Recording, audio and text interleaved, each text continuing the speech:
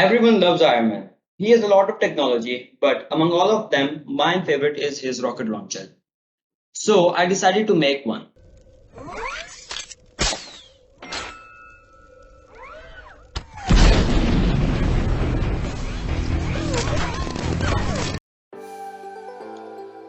First, I started to taking measurements of my arm and made a rough sketch of it.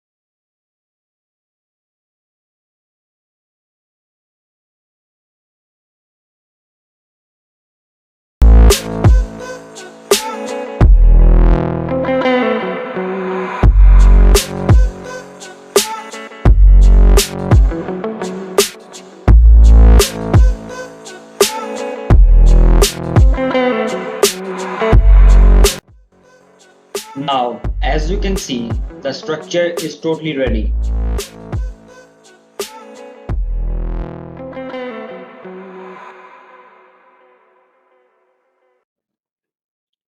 The locking mechanism is also very simple.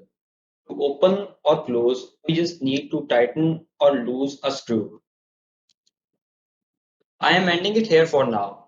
In the next part, we will make the launching mechanism. So make sure you have subscribed to my channel so you will never miss out any of my new videos.